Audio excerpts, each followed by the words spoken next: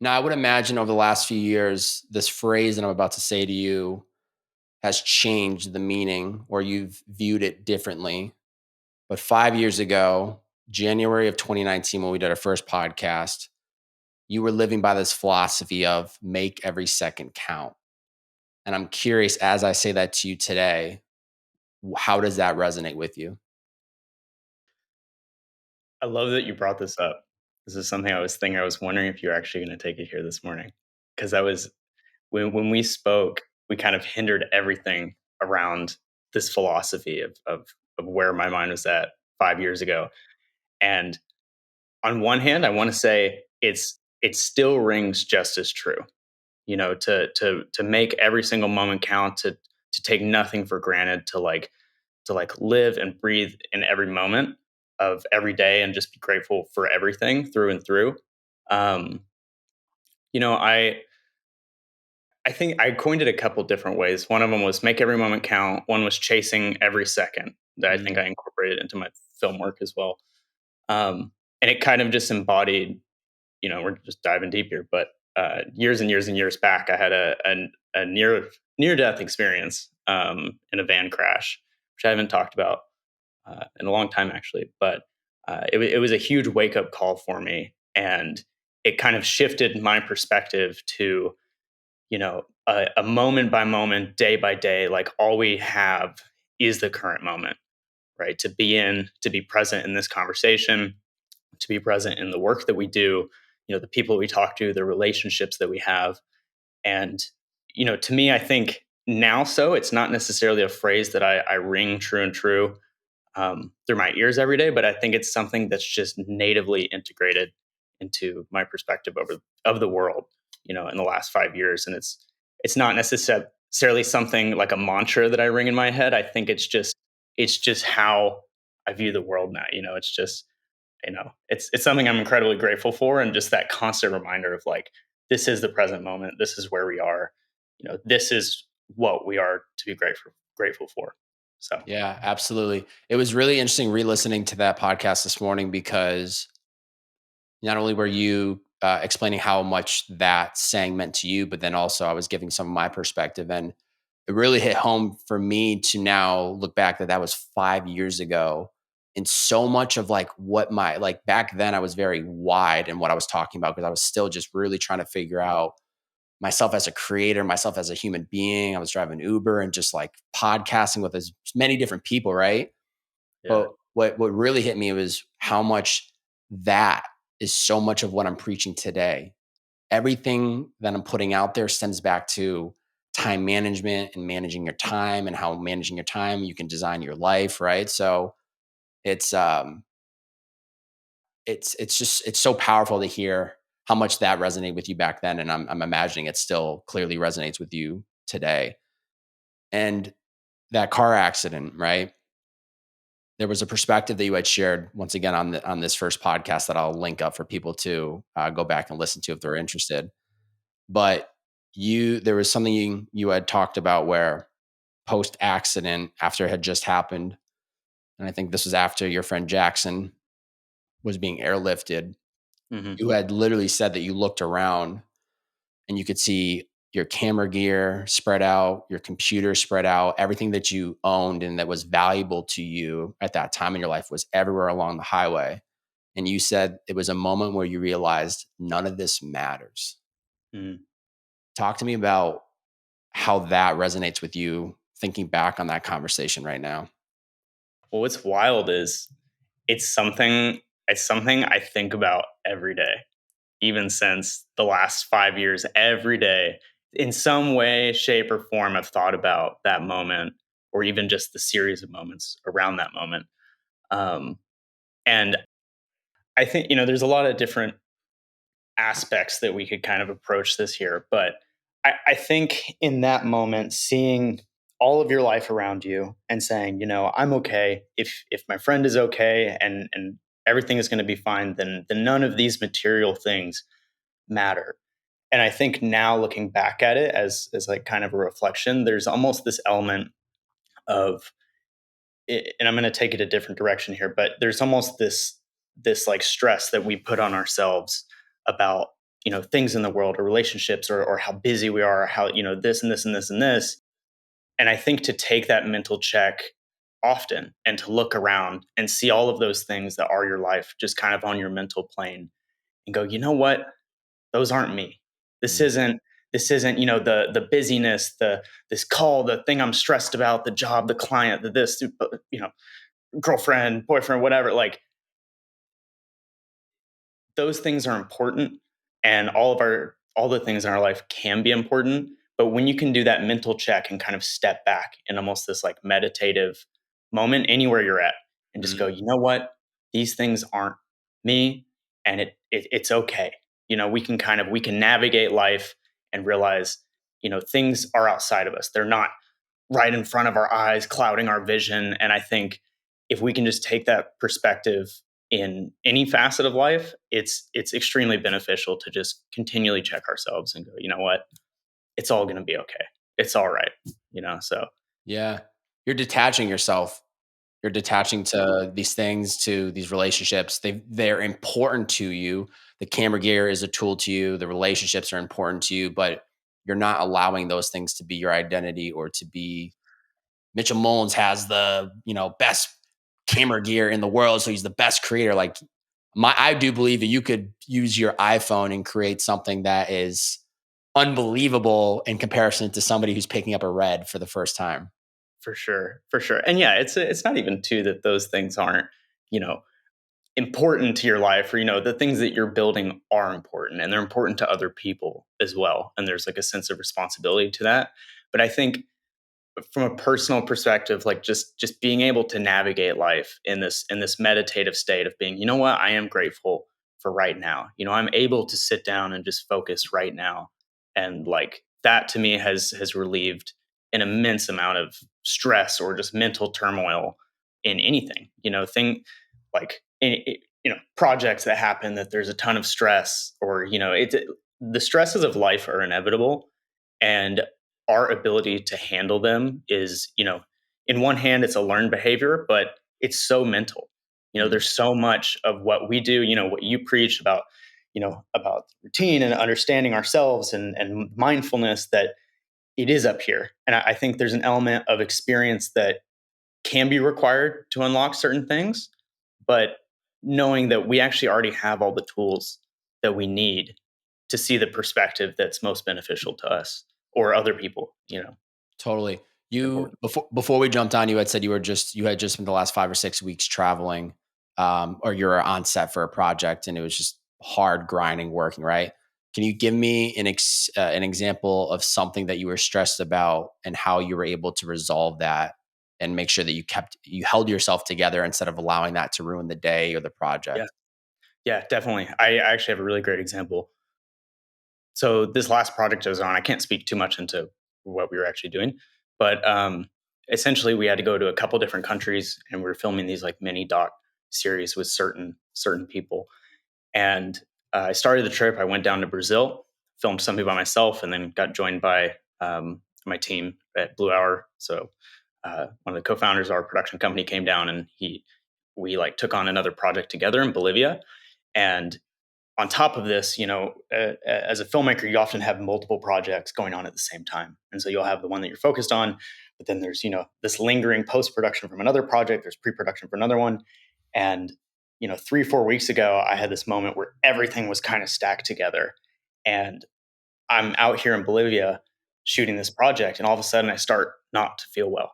I think I got food poisoning or something, and all of a sudden, like within just like that, I'm in bed, I have a fever, I can't do anything, and it's like the weight of the world is on top of me, and it's like, yo, we got to do all this. You have these huge responsibilities. There's like, this financial efforts. There's like all these things, and I just felt incredibly helpless at points, and like I couldn't even move. I couldn't respond. I couldn't take action on the things that were important at the moment. And it was really, really weighing on me. And I remember there was a moment I was laying in bed, and I was like, you know what? You can't be so hard on yourself. Mm, You're sick. There's only so much you can do. The most important thing is to get your health back, and to come back to this project, and finish the responsibilities that you had on it. And I was like, all these things aside, all the pressures and all these things that needed to happen, I was like, it's all going to be okay. Whatever it is, we're going to look back in a week or two, and what we had to do, we just brought other people in and we connected the dots and made it happen. And there's a little bit of a loss, on making stuff happen, but it overall, it's like, and here we are, and everything's okay. And I think just having that check of like, this isn't me. The stress isn't me. It's just I feel this way for a reason. Let's understand it. Let's take a step back. So it was an incredibly stressful moment, and I think just having that ability to step back and say it's all going to be good. Like it will be fine. We've been here a million times before. What what did we do last time? It's like I think it goes to say for even any of the little things too. Where like if you get stressed out about something, it's like how many times do we get stressed out about something that we've been stressed out about before? And Mm. you go, oh, how many times have we been in this situation? Oh, how many times have I been stressed out about this? And it's funny because our brain defaults to, oh, well, this is never going to end. It's like it's always going to be this chaotic mess. But then the reality of it, it's like to be real with yourself, you're like, wait, actually, we've been here like 300 times. Yeah. And how's it turned out the last 300 times? Oh, right. Actually, we're fully capable of doing everything we need to move past this situation. So, Yeah, I'm wondering why it is that humans we do this to ourselves. Either stress about things that we have stressed out about before, and we know the process, we know how it works out, or two, we have these expectations that things are always just going to go completely perfect. For example, for yourself, filmmaker, there are so many variables of being on set as I can imagine. I've only had a very few experiences, but like you have people, you have locations, you have weather, you have you know, probably props that aren't working. Like, so it's why, it's all how in the world can we expect this to be a perfect, easy process when in reality we know that things are going to come up? And if we go in with that mindset, with the expectation of knowing things are going to hit the fan, like we're going to have to adjust, it's actually easier because you're no longer emotionally attached to why is this not working? It's, oh, this didn't work, pivot. Now let's move on to this next thing. yeah. And I've heard it said too before, the human brain, like when we feel happy, right? We feel an immense amount of joy. We don't, in that moment, we don't think that that is going to last forever. You're in Mm. a beautiful moment. You go, this is a moment that is here and then it's going to come and it's going to go. And then on the flip side, when you're in a stressed out moment or it's just a grief or any type of moment attributed with a bad mental state, like I've heard it said that the human brain has like a disposition to feel like that moment is going to last forever, Hmm. right? And when you're in the sad or grief state or anger, you're kind of like, I'm going to be here forever. Or like when you're sick, right? You go, oh my goodness, like what if this is the new state? When in reality, if you looked at the past, it's never been that way. And so, I, on one hand, it feels like there's this disposition in our brain to feel that way, or that's the way we're hardwired, but that the possible solution to it is just to shorten the half life Mm. of our understanding of those events, right? Not necessarily that they're going to go away. It's not that the goal might be not to just never feel sad again. It's just to recognize it for what it is faster, feel the emotion, and say, hey, we've been here. This is, it's not great, but we have all the tools to get where we need to go. And then you're like, I don't know who deserves the credit, but the quote is "This too shall pass." And I yeah, think I think it's so important. So even in those great moments, you recognize we're on a high. This feels fantastic, but this will eventually pass, and that's okay. And then on the flip side, it's like stressed out, angry, sad, grieving, whatever, not wanting to feel that emotion, but reminding yourself this too also will pass, and you will move on from it. It's that constant reminder of once again, it almost feels like detachment to whatever that emotion is and understanding that you're going to pass through it at some point. Easier said than done though. Easier said than done, but definitely, definitely. it But I, needs to I think be. there's a lot of truth there, because it's like, and you can apply that to anything you do, not even just a feeling of being upset or whatever, like just taking new steps in life, doing anything, just going, who I am 5 years ago, Yeah. this too shall pass. We've been. I love that we reflected back on like 5 years ago when we did the last podcast together, because you and I have been through so many iterations of who we are. You look back, I kind of think of them as mini eras in a sense, right? You got the Uber Bob, we got stepping out of that, Yeah. it's like, okay, when you move to Venice, that's like its own kind Oh, of that's era. a whole And other beast. it's a whole other piece. But in all of it, we've rounded all of these corners a million times, and I think it's not. I feel like it's never going to change. On one hand, there's always, there's feeling and understanding who you are and what you like and different things. But I love this process of continually rounding corners in our lives Yes. and understanding that there's always a next chapter, and like and just embracing it. I think Yeah. in the same way that we might come to understand that, our negative emotions aren't there forever. The current phase of life that we're in isn't there forever. And so, circling it back to what we were talking about in the beginning, just enjoy it for where it's at. Yeah. The good, the bad, the ugly. I'm yeah, just excited for it all, man. It's good. I'm with you, man. I'm curious.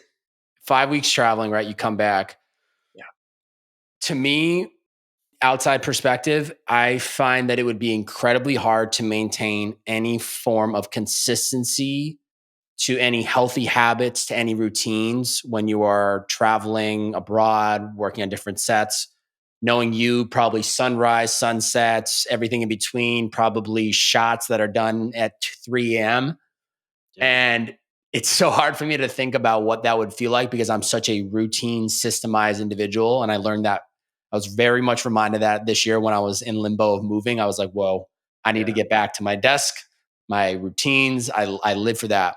So, how do you adapt? How do you allow yourself to get off track, quote unquote, during those moments? But then as you get back to LA and you're back to maybe, a couple week stretch of being home, how do you feel like is that process of regaining that momentum? Yeah. I feel you there too. Like I being gone for 5 weeks, it makes you reflect a lot on the things that you enjoyed about being home. And, when we talked 5 years ago, I was, I think I was gone almost the whole year right before that conversation. It was 300 days in 2018, Yeah, almost like 10 months or 300 something. days on the road. Yeah, which was not like there was zero routine at all. It was wild. We were young, whatever. Um, But coming back, like I tell people whenever I got back to Los Angeles and then starting the year in 2019, I was like, one of my biggest goals is I wanted a routine. I wanted to feel kind of this grounding. And, I was like, if we're going to invest our time and energy out here with people and the projects we're working on, we need to do the best we can out here. I was still living out here while I was gone. I put my stuff in the storage unit, obviously, um, but that craving for a routine coming back was something that I really wanted to emphasize. And so even going 2020, 21, 22, 23 now, it's something I've made a huge part of my life. And, even the small things, just waking up the way that I come into the room in the morning and it's like, okay, we plan out our day.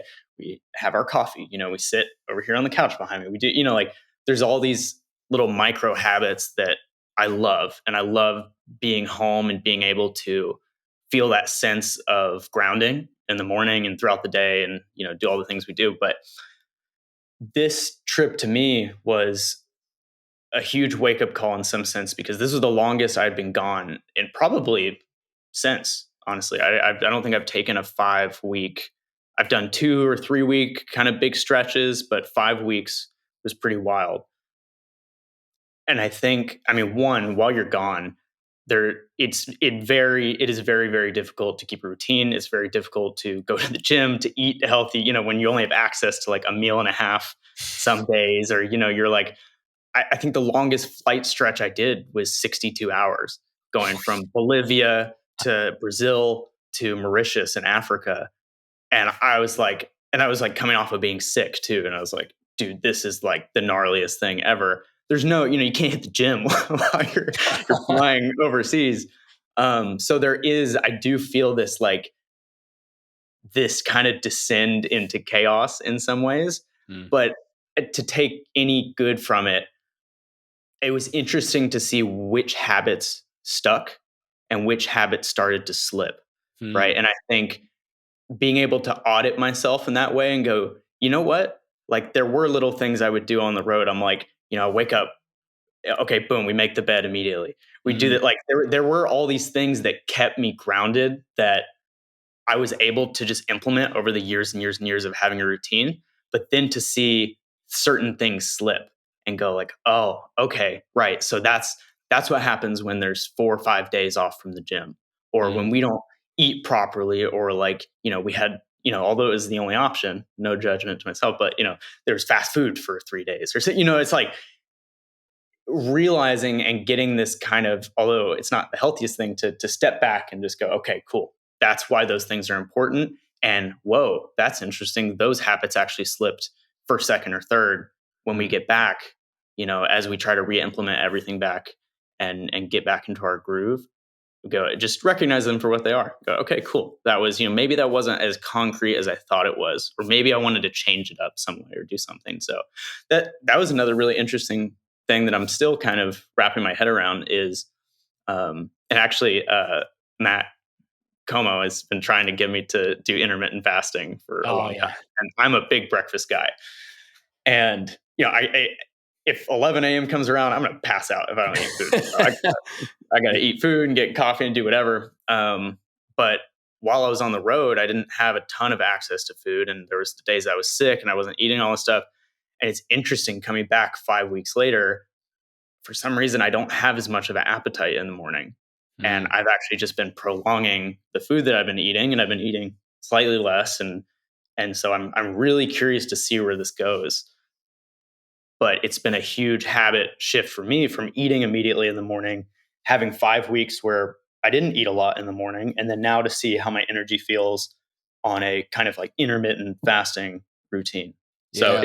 it's been a big shift, but um, kind of like what we were talking about earlier, getting back into the groove with things. I think it's important to one, recognize how important habits can be in your life and go, okay, I've stated that I love a routine and all these things. And so being back, I've only been back a day now, but starting to just do the morning routine, do it how I would do it, wake up when I need to. Okay, we're going to hit the gym at the time that we think is best for us. We're going to sit down and work, just like starting to get back in the groove. Um, I think when it feels right, it feels right. And Yeah. so I'm just implementing new things, and it's going to take time, getting back to where we were at with the gym. It's going to take Yeah. 4 or 5 weeks, but that's okay. That's what we signed up for. But the best thing that you can do is give yourself that permission to pick back up where you left off, because it's very easy for most people, regardless if they're in a similar situation. I don't think 99% of the people that are listening are going to be able to relate to, I was flying around for 5 weeks, different countries, right? But, Such a weird thing. but Yeah. what's relatable is, hey, I lost that momentum in the gym. And then after a week, I was just like, what's it worth? What's the point now? I've already lost a week. And then that ripples into, I was eating healthy, but now I'm eating fast food for the last couple of days. Might as well keep it going. So it's so much easier to just let yourself go down the wrong path. But if you just make that decision, which I know you have that in you, that it's like, I'm back in LA. I want to get back into these routines. I give myself permission to just get back on track, regardless of what has happened to the past. I can control this present moment. And that's what I know I need to do is I want to get back into these rhythms and these routines. Yeah, because it's like what in my head when there's I hit some friction doing something or something that's a habit that slipped or something. In my head, I go, "What are we gonna do? Not do this?" Like at some point, whether it be now or later, we're gonna have to recognize that this is a priority, and so Yeah. we either can take action on it now, kind of wipe through some of that friction while it's early, or we can let this slide and then come back to it later. So I'm just kind of like, just take action now on everything we need to do, and it'll come full circle. Yeah. I'm curious to get your take on this. How now take this with perspective. Now, know that obviously with you being on the road, that is technically work, right? So you are getting things done. You're not being unproductive. You're doing the work. But how do you feel like your output differs from when you're on the road for a long period of time versus when you're kind of locked in the same routines? And this question was kind of inspired from when I was listening to you on that first podcast when you had been on the road for 300 plus days. Like, you have to get things done even while on the road like that. So I'm Yeah. curious, do you notice a shift in you with your actual output versus you being in some random coffee shop in Bangkok versus you being at your desk right here where you're recording this and you're in control of your environment and you know where your pen is and you know the coffee's always stocked? Like, Mhm. how does that differ in your ability to drop into focus and get things done? Mhm. I've actually thought about this a lot. For me, it's kind of the long term versus the short term activities that we take on. So, when I'm home, I do feel like it's a lot easier to, in the mornings think about like, okay, what's the trajectory for this next month or 2 months or 6 months or whatever. When you're on the road, or even just a short trip, just even a week or half a week or something, there's such a narrowing of focus on certain tasks that need to get done because it is incredibly inconvenient to do certain things, especially when you have other stuff running in the background. And it's almost, I kind of see it as like almost a growth exercise in a way of pushing through things that you don't necessarily want to do because you'll be focused on the shoot, but then it's like, okay, we need to edit or send off this treatment or this deck or something, but it's 2 a.m. in the morning in Dubai and I'm tired. I'm exhausted and this has got to get done. There's 5, 10 people waiting on this and we don't have a choice at some point to just like, oh, well, I'm really tired. I don't want to send this off or finish this edit or like do my best work. And, sometimes this isn't true in all situations, but I've heard it said a quote before that sometimes you have to do your best work when you least feel like it. Hmm. And that like not that that's always true, but it when you are tired and the world is demanding a lot of you, you do have to step up and you do have to give your best work even when you don't feel like it. And so for me, it's almost like 5 weeks is a lot. I definitely don't see myself trying to pursue trying to be gone like that. Where you're just catching me at an interesting moment for say, but I do see it as this exercise of understanding like what I'm capable of and going, how hard can we actually push the gas when we're home as well. Is Hmm. there's an element of responsibility I think is important to getting stuff done and doing things in a timely manner because when you are focused and things are reliant on you, you got to get them done. There's no, it's like this has to be sent off, this has to be edited, this 2 terabyte thing has to be uploaded online, by tomorrow or something. And so I think there's a sense of urgency that is important to understand and grow with through pushing past things that are difficult. Hmm. And it's not that you want to be doing that all the time. I think just as an exercise and being on the road and being hyper focused on something, I think it's the only positive side of not having the routine and just being able to zone in on something. So it's both. I feel like I've been living in the extremes lately and obviously wouldn't prefer it, but I think there's something to take away from everything. I think it's actually beautiful timing of us doing this podcast, given you're coming right off the 5 weeks. So there's like this like in between phase. So we're actually catching you at like a really good perspective. Yeah. So I actually think it's great. But there's something to be said about the healthy internal pressure, right? When you're forced to get things done, you have no option. There's no time to screw around, look at your phone.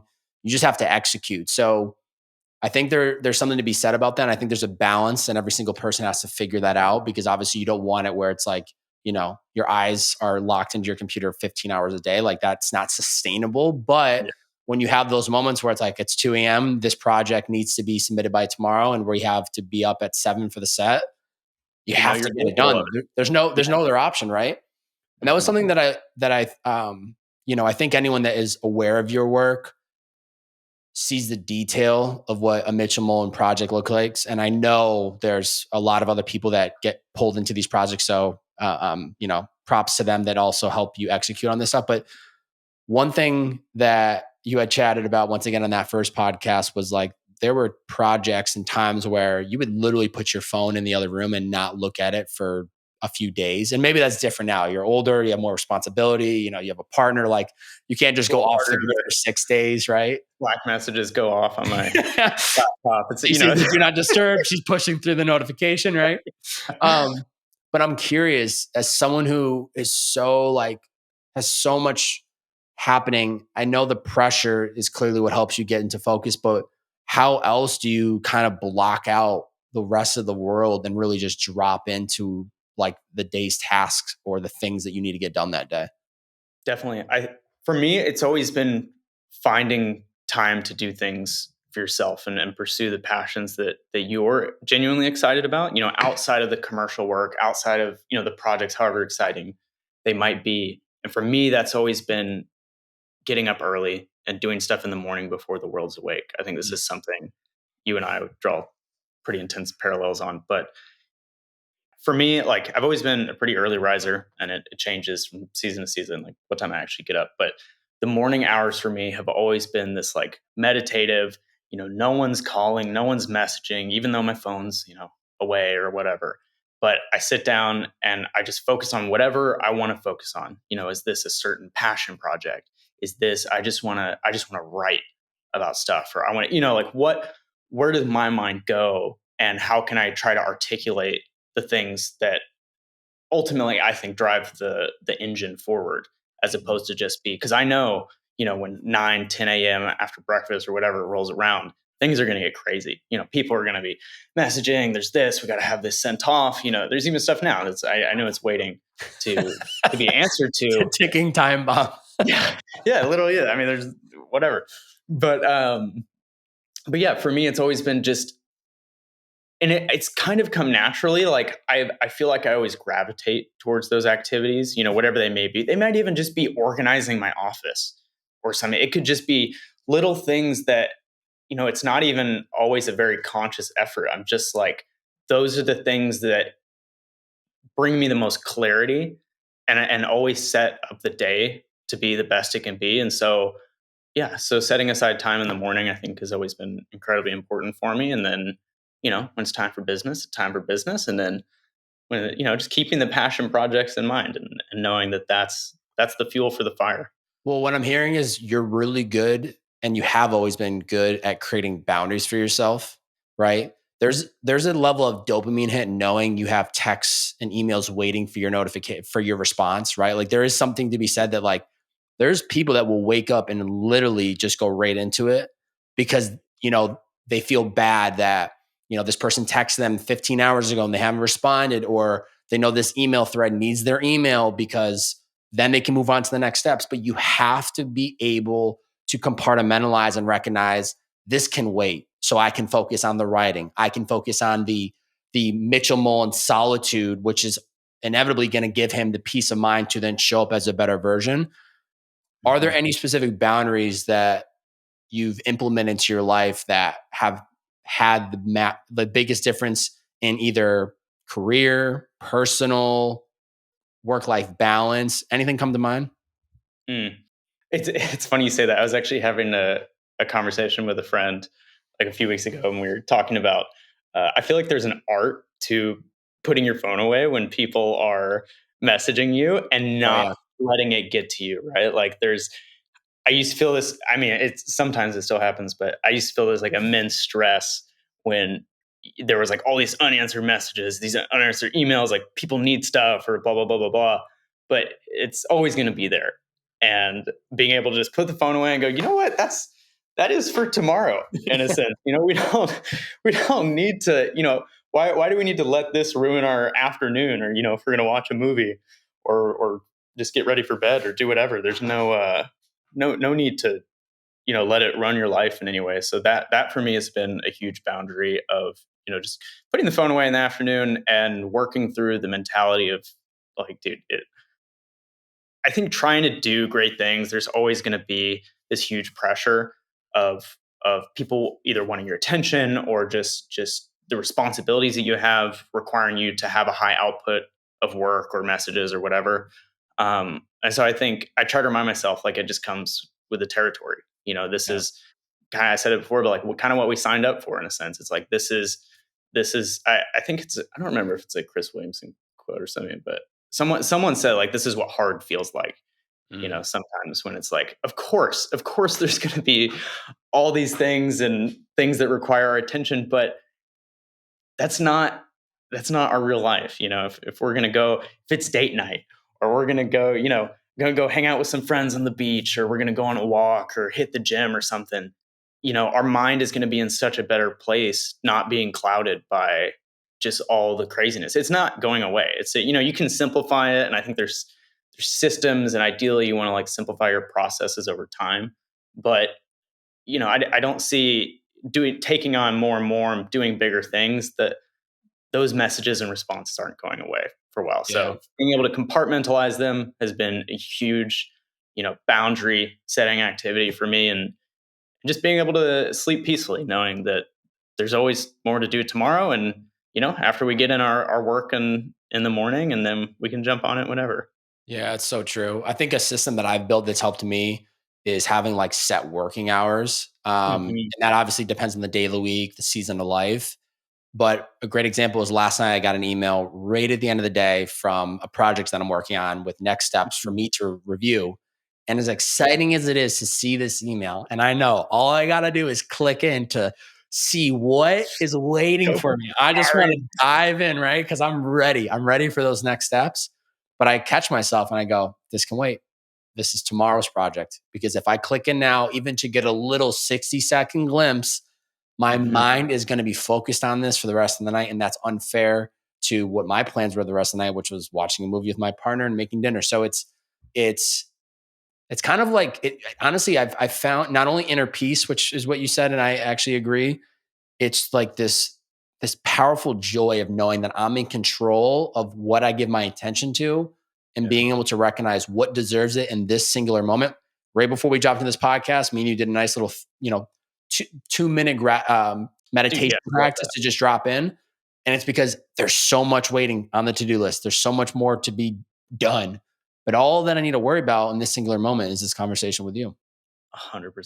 Yeah, I love that. By the way, that was a beautiful touch to the intro, Mm. and yeah, yeah, I love that. It Keep gets doing us that. it gets us right in the present moment. You said, in order to do great things or have great output, right? And that caught my attention because you're someone that has put a lot of time, effort, and energy into the input aspect, which is so important. If you want to have great outputs, you have to be able to control the inputs. So much so that you put together this lovely journal.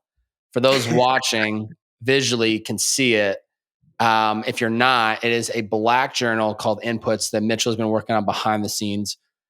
When I say the small details matter, I mean the cover and the what would you call this material? So it's a fine black linen. So the actual cover is just the is fine black linen, and then the kind of, it's called like a banderole, or the thing that just comes on the packaging is like a it's just like a really high quality cardstock I with don't want to get different. rid of it because of how What's funny is I actually saw some people like keeping it on there, which is funny. I've seen them come on a lot of notebooks, and I always just tear it out. But some people oh keep no. it on because it's kind of cool. No, it looks great, and honestly, I just want to read the back real quick. The inspiration, which is great for those listening. From the beginning, a notebook has served as the fundamental tool for every step of my creative process. Turning to pen and paper to organize ideas not only provides clarity, but a space to set our ideas into motion. The truth is, the quality of our inputs defines the output of our efforts. Let me say that one more time. The truth is, the quality of our inputs defines the outputs of our efforts. Our mind is the greatest tool we have when it comes to fostering ideas. There is clarity and simplicity. The minimalist approach to this notebook takes great inspiration from modern brutalist graphic design. It's exactly what it needs to be and nothing it isn't. Inputs is a space for your best ideas. So talk to me about the inspiration for even putting this together. Dude. Well, I think there's kind of two buckets in my mind of what, I've always got this within arm's reach. Um, there's kind of two kind of reasons for actually taking on this project. One of them is kind of the deeper like philosophy behind it, and the other one is a little bit more of like a tactile fulfillment for taking this project on. But it's kind of exactly what you just spoke to.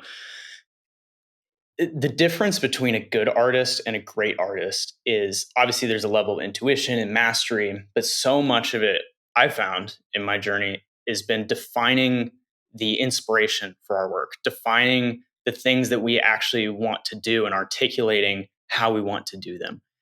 And so in any creative endeavor, not just in filmmaking, in podcasting, in acting, musician, the the way that an artist goes about defining their inputs directly correlates to the output of their efforts. So for me, that might look like, writing out all of my ideas on paper. Those could be my inputs, or defining what like my inspirations visually might look like for a project.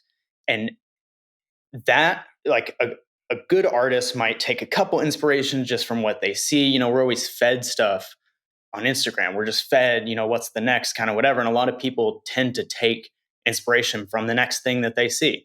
And so does everyone else. And I think a great artist goes out and understands that they need to go dig and they need to find the things that they actually like. And, I'll always say that like your style is your preference.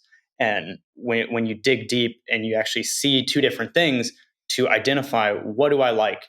How could I incorporate this into my work? What aspects of other people's greatness or ability to make great work can I implement? And all of those to me are inputs, right? The things that go into the beginning of the decision making process for any work that we do.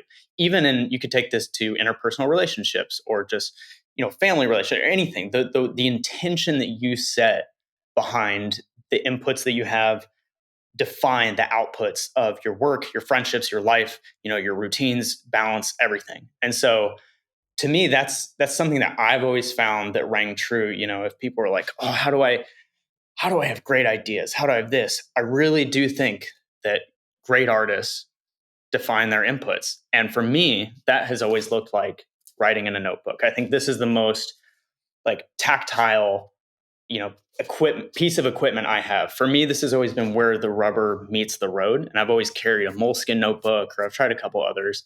Um, and over the last 10 years, I've never like had a notebook further than 2 feet away from me at all times. It's always a space where I can go in and write down, what do I need to do for the day? Or if I have some crazy idea, our ideas, if you don't capture them, they're lost and we can lose them. And they're so important to, whenever you have that idea, write down what you need to do. And for me, this kind of circles back because it's all interconnected. Like for me, having a space for my ideas or for my thoughts or for just, even things that I need to gain clarity on, it's given me so much space to think about the other things because I know I can go off and do something and come back and everything I need to do or all of my thoughts are right here.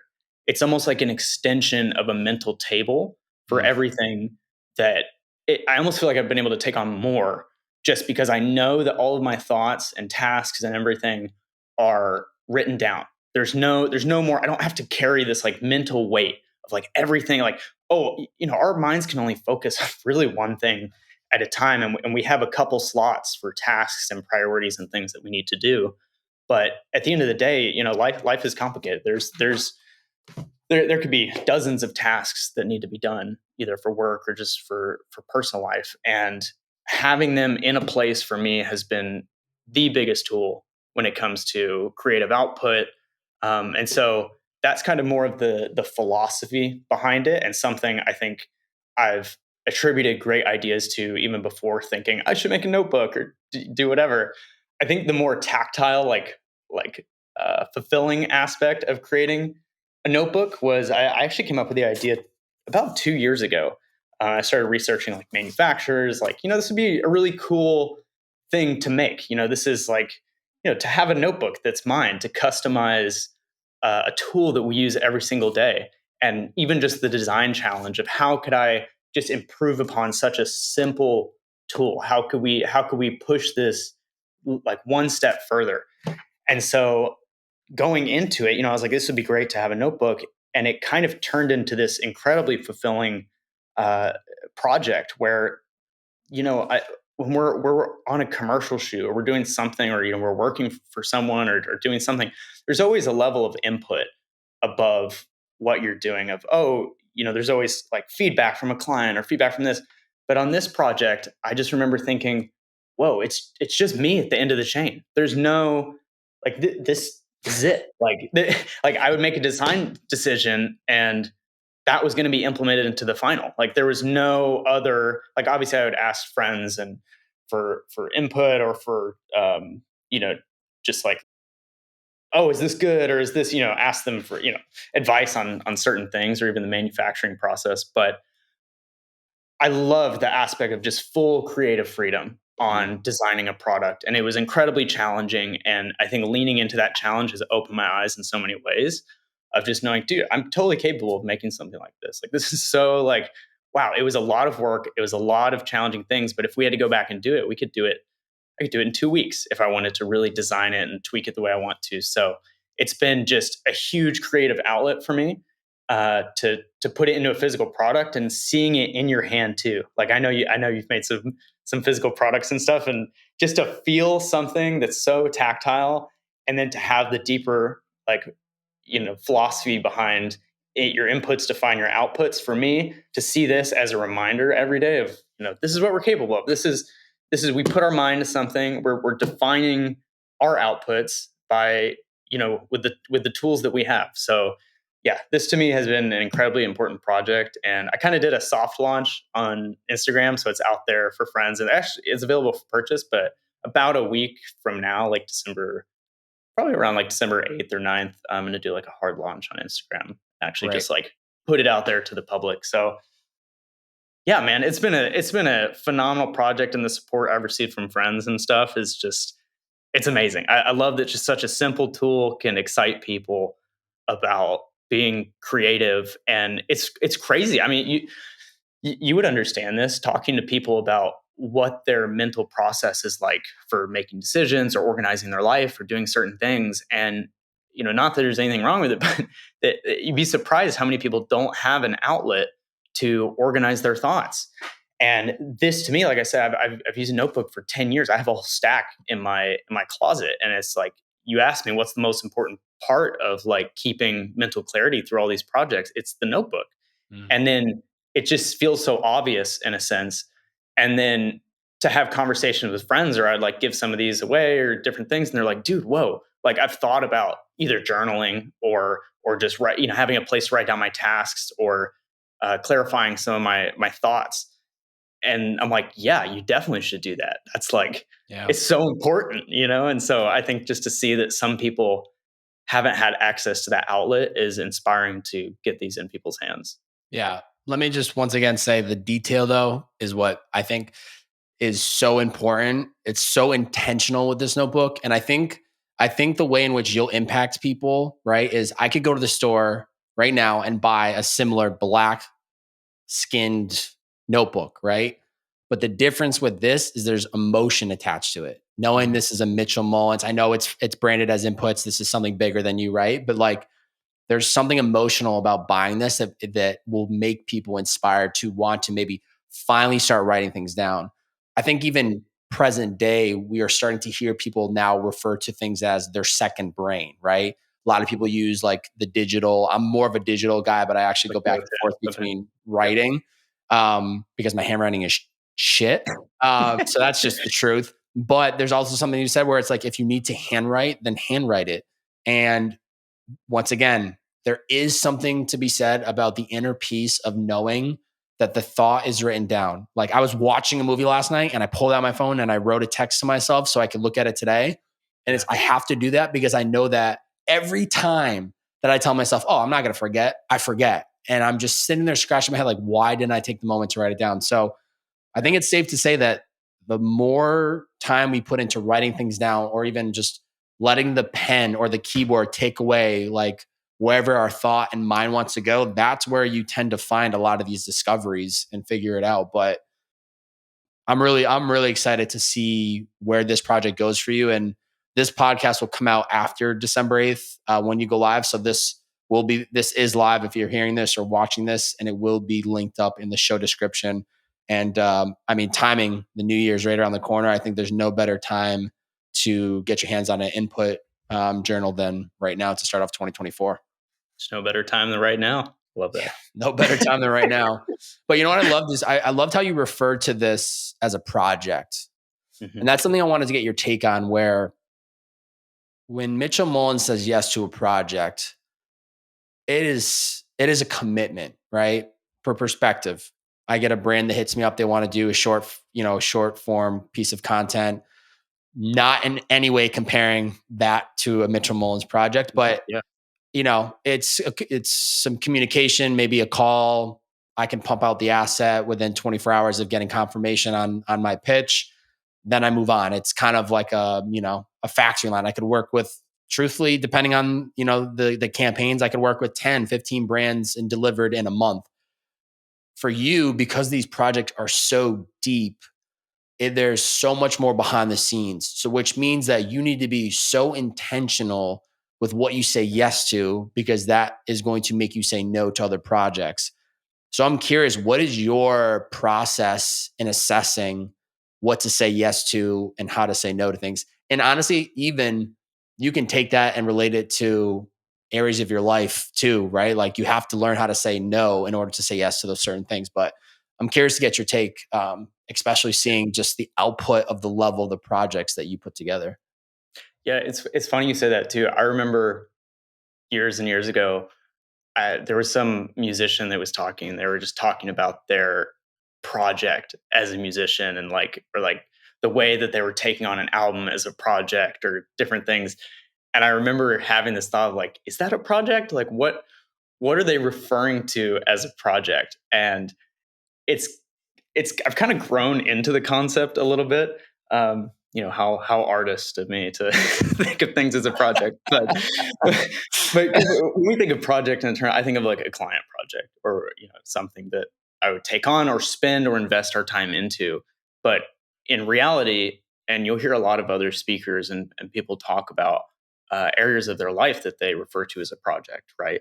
They'll refer to as just the project of disciplining themselves, or a lot of in your area of expertise about building routines and the mindfulness behind that. Like it is a project. A project is something that you are able to sink your intentions and time into to build something greater than what's already there. And it's the same thing when it comes to a client project, when it comes to a passion project. And for me, I think there's kind of this intuitive feeling when a project comes about. Either someone gets brought to you, or you've gone out of your way to kind of like spearhead this thing that didn't exist, which is incredibly fulfilling too. But it comes down to, does it feel right? Is this something that genuinely excites me in an artistic way? Just speaking about film, in particular. And if it is exciting, what's the value in it? We always want to build things that we're able to leverage in the future, right? So does this project open a whole other avenue of opportunities for us? Does this, and you could apply this, to the same things in your life. Does taking on this project of trying to build better habits, build routines, or the project of building a better physique, or a better mentality behind any decisions, it's a lever for the future. You're able to build something that wasn't there, and you're able to leverage that and compound those results into the future. The having a better mindset quite literally changes the texture of every moment that we have. And it, to me, going down that project of, or just opening the project of building a better mindset, pays off like infinitely, right? Because every single moment past that mental shift, you're in a better existence, or a better state of mind for yourself or for other people. And I think creativity is almost just completely meshed with that philosophy entirely. The work that we take on, there's still corporate projects, there's still things that are happening. We're building business at the end of the day, and so there are projects that will be less exciting, projects that will be more exciting. But just understanding, it's like coming back to the passion pieces that we work on in the morning. Does this move the needle forward ultimately? Is this the next expression of us? And I think you'd feel that way too with the podcast, reopening and coming back into light with it, and being like, this is the next expression of what we're trying to do, and just recognizing it for what it is. You're going to be able to leverage this, for yourself, for mentally. I'm sure you get an immense clarity and joy from talking with people. I know you do. And and just realizing that these projects that we take on, whether you label them like that or not, these aspects of our life are incredibly important. And I see creativity no differently than anything else we do. I think it's all connected. Um and yeah, I'm always just trying to push the boundaries for myself. I'm always trying to learn something, and do something that's difficult. Even if it's just making a notebook, there's things to learn from this process that it can be applied anywhere. I think the bigger pool of understanding that we have for any aspect of our lives, even if it was, knowing how to organize ourselves, like going on doing this, like we just finished a car commercial. Like the things that we learned from those creative processes can be applied to any aspect of life. The problem solving, the way that we address challenge, the way that, what did we find joy and excitement in. And I think what makes any of us great is our ability to have those wide set expressions and pull from them whenever we need in any aspect of our lives. And so I think, if anything, taking on these projects that are forward leaning just has enriched my life and offered a level of challenge that's incredibly fulfilling. Forward leaning. I love that. It's Hmm. not this expectation that this project is going to take us leaps. It's going to just lean us forward. But I Yeah. also loved your take on looking at even individual aspects of our life as projects, because so often, including myself, we've attached our identity, our worth, our value to the Hmm. project of what we do to put food on the table, our career, our work lives. But when you also look at your wellness as a project, the relationship as a project, carving out more time for balance as a project, family time as a project, you give yourself more permission to recognize there's always going to be a work in progress. There's always going to be more effort that could be put in. But I love packaging it as a project. Mitchell, as we wrap up this conversation, I'd love for you to put a challenge out there to the listeners today, especially the time of year. You know, New Year's coming, taking everything we talked about today. What's one challenge you have for the listeners to put into place after hearing this episode? Yeah. And I'll definitely tie it into what we were kind of just speaking about. I think, big steps forward for any of us come in the smallest things. And, not necessarily just to tie it into the notebook or anything, but I would really challenge whoever's listening, especially if you're a creative, or if you're just wanting to step forward in any aspect of your life. For me, the process of just defining what those next steps are have been where the rubber meets the road, right? The actual process of doing anything is actually not incredibly difficult most of the time. It's understanding what there is to do that is the hardest part of it, right? Like that, the sequence of anything that we could possibly do already exists. It's just for us to bridge the gap between those two. And for me, it's always been writing and just understanding, until your thoughts hit the paper, it's often difficult to clarify what we actually want. And so, yeah, I think that's my challenge. If anything, to just write down, it could be business and life, it could be anything. Just write out the things that you want to better in yourself or in others, and a couple ways that you could actually take action. Here today, this week, the next year, refining your goals for the new year, whatever that may be. Um, just to reiterate, writing things on paper has been, or it could be in your notes. It doesn't even have to be on paper or notebook or anything, but just writing out your thoughts has been incredibly liberating and has pushed the needle forward in so many aspects of my life. So can't speak Mm. enough about it, for sure. Yeah, for those listening, don't wait for the calendar year to change to implement those What is changes. that even? I mean, it's today. It's like, Yeah, yeah, implement it when you're hearing this. But then secondly, I liked that perspective on, if you're somebody that wants a better body, don't worry about getting the better body. Sign up for the gym. If you're somebody that wants to start your own and create your own notebook, don't worry about how are you going to publish it. Worry about go find out the different types of manufacturers, right? So it's like take that long-term goal and reverse engineer all of those steps and just take that first step and let that action be the momentum builder to getting you to where you want to be to Sourcefulness 101. yes, yes. Mitchell, where can people connect with you? Where can they find inputs? Once again, I'll have all this linked up below, but if you could shout it out for those listening. Yeah, definitely. The Inputs Project, the Instagram is inputs.co. Online, currently it's under inputsnotebook.com, which should be linked to the Instagram and stuff. Yeah, if you guys want to see my work, I post a lot of it on Instagram, Mitchell_Mullins, and on YouTube, it's just Mitchell Mullins. So that's Yeah, the place. I'll have linked up. Mitchell, so much gratitude for you, man. This was such a refreshing conversation. And 5 years later, just so much growth in both aspects of our lives. And I cannot wait for that chapter 3 podcast whenever that does come. But just a massive fan of you, man, and so appreciative of you carving out the time to have this conversation today. I think this is a great podcast for the time of year. And I'm just excited to see what you build out in 2024. And I'm really excited to see what inputs becomes, because if I'm a betting man, I know this is going to be something massive, not only from a business perspective, but I think for actually helping people take that first step, for giving them a place to document those thoughts, those ideas, those next action items, their to-do list, right? So I'm really excited to see what you're building, and always supporting you, brother. Appreciate you, man. This has been incredible. Love you, brother. Love you too, brother. Ladies and gentlemen, it's the Bearded Man Podcast.